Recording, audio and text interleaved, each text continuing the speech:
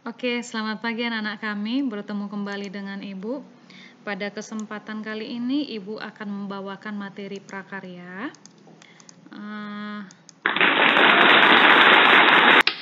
Materi prakarya tentang proses kerajinan berbasis media campuran. Produk dan proses kerajinan berbasis media campuran.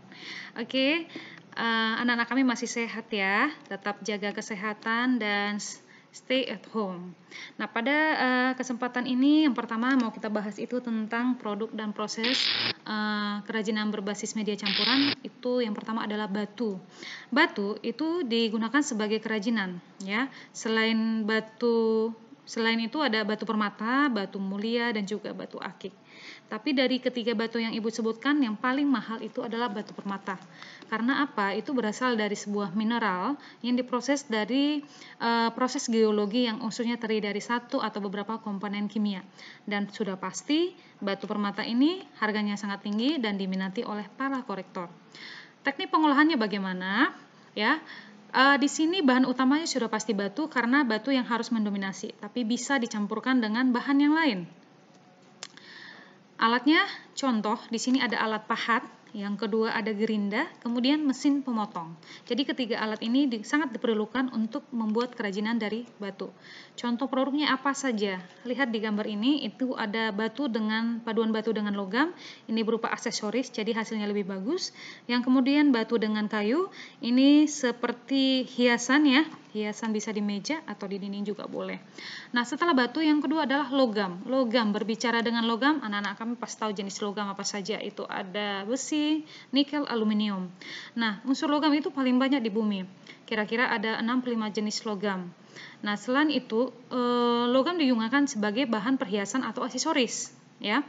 Nah, bahan logam ini pasti ditempa dengan cara khusus, bisa dengan teknik bakar atau pemanasan dan juga cara tempa namanya.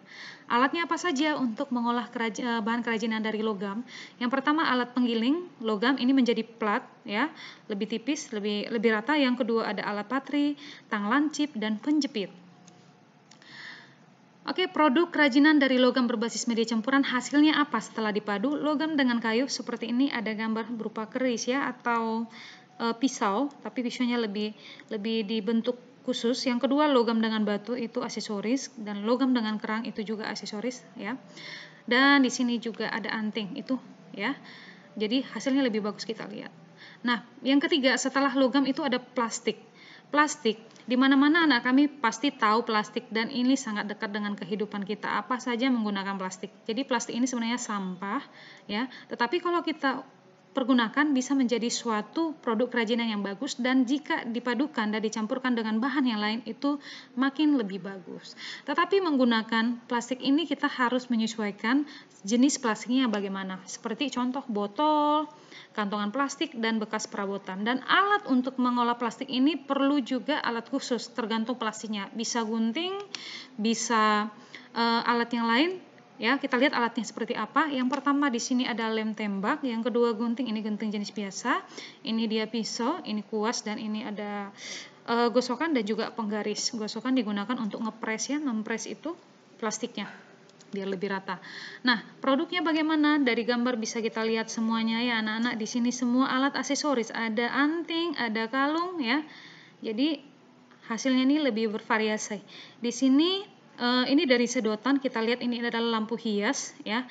Lampu sedotannya lebih bagus ya. Jadi sampah plastik bisa digunakan jadi kerajinan tapi tetap dipadukan dengan bahan yang lain. Nah, yang keempat setelah tadi yang pertama batu, yang kedua logam, plastik, yang keempat kayu. Kayu, Indonesia itu kaya dengan yang namanya hutan. Makanya kita dikenal dengan hutan tropis dan penghasil kayu yang terbesar di dunia. Kayu apa saja? Yang pertama, kayu jati, mahoni, kayu pinus, ada kayu sawo, dan mungkin yang selain yang Ibu sebutkan anak kami juga tahu jenis kayu yang lain ya. Nah, tapi di sini tetap ya karena berbasis media campuran maka kayu itu lebih mendominasi. Dia bisa digabungkan dengan kulit, kain, logam dan sebagainya. Nah, bahan untuk kerajinan kayu berbasis campuran ya seperti yang Ibu sebutkan tadi itu ada logam, bisa dengan batu ya. Nah, kita lihat alat kerajinan untuk membuat kerajinan dari kayu berbasis campuran. Yang pertama di sini ada mesin bubut, ada gergaji, ya. Di sini ada martil, di sini ada martil khusus ya, ada pisaunya juga khusus, jangka sorong dan juga berbagai jenis alat yang lain.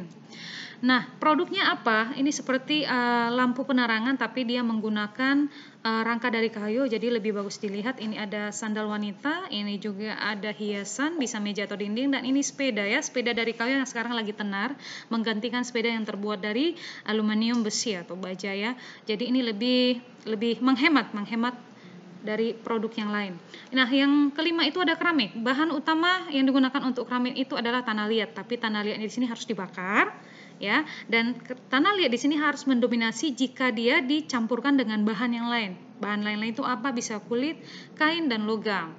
Nah, alatnya untuk mengolah keramik ini itu ada butser, ada roll, ada spons, tali pemotong, alat putar kaki, dan tungku pembakaran. Jadi alat ini sangat-sangat diperlukan untuk mengolah kerajinan keramik berbasis campuran. Nah, contoh produk keramik berbasis campuran itu ada keramik dengan rotan, ya, kelihatan sangat lebih bagus ya. Keramik dengan logam juga, bagus sekali. Oke, demikian pembelajaran kita hari ini tentang kerajinan berbasis campuran. Ibu ulang, itu tadi yang pertama ada batu, yang kedua ada logam, kemudian kayu, plastik, dan juga keramik. Sekian dan terima kasih. Kita bertemu di kesempatan yang lain. Selamat pagi. Sekian dan terima kasih.